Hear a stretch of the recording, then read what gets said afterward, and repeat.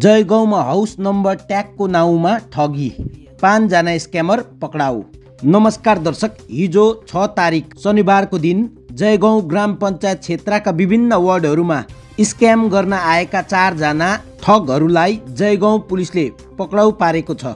सरकारी house number ट्यागको नाउँमा पैसा उठाउने यिनीहरूको योजना भुलान टर्निङ र हाटखोला बस्तीका सतर्क पञ्चायत सदस्यहरूको सक्रियताले विफल पारिएको हो।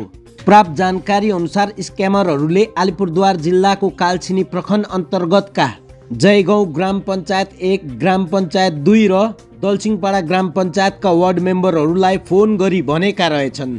ब्लकको निर्देशमा हाउस नम्बर ट्याग दिन उनीहरू आएका छन् र प्रति घर 30 रुपियाँ लाग्छ भनेर उनीहरूले भनेका रहेछन्।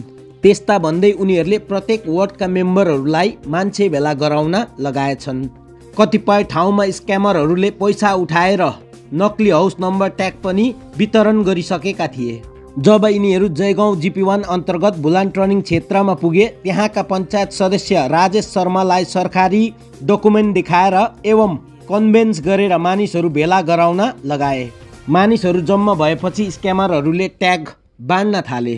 तर त्यही बेला स्क्यामका क्रममा स्क्यामरहरूले भारतीय रुपियाँसँगै भुटानी मुद्रा पनि लिन थालेपछि हाटखोला क्षेत्रका पञ्चायत सदस्य पाण्डु लामालाई शङ्का लाग्यो। उहाँले तत्कालै JDA का चेयरम्यान गङ्गा प्रसाद शर्मालाई जानकारी गराउनुभयो। चेयरम्यानले ब्लक र जिल्ला स्तरका अधिकारीहरूसँग सम्पर्क गरी विषयको सत्यता बुझ्दा यो योजना पूर्ण रूपमा फर्जी भएको पुष्टि भयो। त्यसपछि पुलिस प्रशासनलाई सूचित गरियो।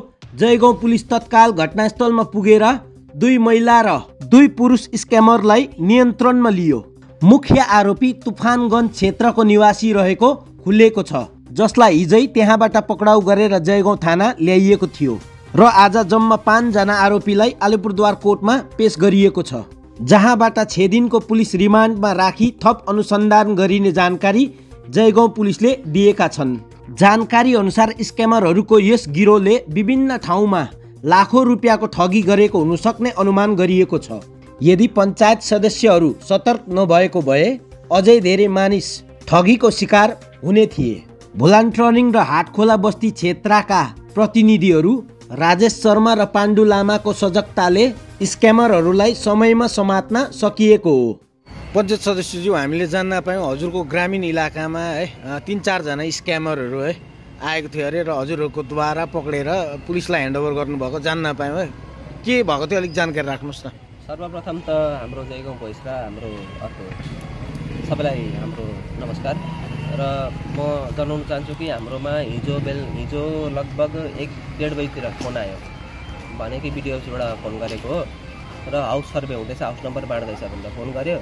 अन्त मैले भने पनि हाउस नम्बर त सधैँ हलसाल पाल्छ, अस्तिको 2-3 साल त बाँडेको थिएन भनेर भन्दाखेरि होइन यो पालि बाँड्दैछ र 30 रुपियाँ पर हाउसको लिन्छ भनेर हामीलाई भन्यो। मैले क्वेसन गरेँ 30 रुपियाँ किन, सरकारी हाउसको त फ्रीमा हुन्छ, यो त हाउस नम्बर त बाँड्नु त फ्रीमा हो भन्दाखेरि होइन यो त हामीले बिडिओ अफिसबाट हामीलाई पर्मिसन दिएको छ भन्दाखेरि उहाँहरूले भन्नुभयो। अन्त त्यहाँबाट मैले ठिकै छ भने त्यसको बादमा मैले सबै ग्रामीणवासीलाई सचेत गरिदिएँ यस्तो हो भनेर। अन्त आज उनीहरू आए पनि म खुदै लिनु गएँ, तुर्सासम्म गएँ, म तुर्सा फ्याक्ट्रीसम्म उनीहरूले लिएर आए उनीहरूले गर्दै थियो। गरेपछि बादमा कता न कस्तो हामीले खबर पायौँ कि यो एकदम फ्रड रहेछ भनेर। जस्तो खबर पायौँ त्यस्तै हामीले सचेत भएर हामीले फटाफट एक्सन लिइहाल्यौँ। उनीहरूलाई पक्रेर त्यहाँबाट चेयरम्यान सरकोमा लिएर गयौँ। चेयरम्यान सरले त्यहाँबाट राखेर डिएमलाई फोन गर्नुभयो, बिडिओलाई फोन गर्नुभयो। त्यहाँबाट उहाँले सबैले नकार्नु भयो, पर्मिसन हामीले दिएको होइन भनेर। त्यसको तुरन्तै हामीले थानामा फोन गरेर जनाएर थानाबाट हामीले उहाँहरूलाई सबैलाई थानामा। कहाँको मानिसहरू रहेछ, कतिजना थियो? यो हामीले गऱ्यौँ कि हाम्रो तप्सी खाताको चाहिँ मेन लिडर चाहिँ उहाँ रहेछ तप्सी खाताको। अन्त अलिपुरद्वारको यिनीहरू स्टुडेन्टहरू लिएर यिनीहरूले काम गर्दै रहेछ बिचारहरू। यिनीहरू चाहिँ स्टुडेन्ट रहेछ? यिनीहरू चाहिँ स्टुडेन्ट रहेछ। यिनीहरूले चाहिँ अब त्यो काम पाउँछ, चलो पैसा पाउँछ भने चाहिँ यिनीहरूले गर्दै रहेछ भनेर हामीले खबर पायौँ। यिनीहरूलाई चाहिँ यहाँनिर हाउस नम्बर दिनुको लागि पठाएको रहेछ। यहाँ कहाँ बसेको थियो त यिनीहरू? यहाँ त अब अलिपुरबाटै आएको थियो। आज हाम्रो जयगाउँ शिशु मन्दिर हाम्रो भुलान चौपतीमा बसेको थियो। अन्त हाम्रो यहाँ दीपक देव हुनुहुन्छ, उहाँको वार्डमा पनि जानुभयो, हाम्रो पाण्डुलाको वार्डमा पनि जानुभयो। हाम्रो लक्ष्मी मुन्डा उहाँ माइल लाइन उहाँ पनि जानुभएछ। हाम्रो अवध सुनिता दिदीको वार्डमा पनि जानुभएछ। हाम्रो यो जयगाउँ 1 मा पुरा एकदम यिनीहरू फैलिएको थियो आज यो हामीले जान्नु पनि पायौँ कि यो हिजो न अस्ति दलसिंहपाडामा पनि पुरा यिनीहरू गइसकेको रहेछ। के गर्दो रहेछ यिनीहरूले गएर? यिनीहरूले गएर house number duplicate house number रहेछ यिनीहरूको दिएर सबै डिटेल्स उठाएर यिनीहरूले 30 रुपियाँ लिएर पर हाउसको खाएर यिनीहरू भाग्दो रहेछ। डिटेल्स भन्दा कस्तो खालको डिटेल्स भन्दाखेरि आधार नम्बर, त्यसको बादमा हाउसमा कतिजना छ, कतिजना पढालेखा छ, लक्ष्मी भण्डार पाए कि पाएन, हेल्थ कार्ड छ कि छैन भनेर पुरा डिटेल्स यिनीहरूले लिँदो रहेछ। त्यस्तो लिएर चाहिँ कार्ड दिएर 30 रुपियाँ लिएर यिनीहरू फरक भइहाल्दो रहेछ।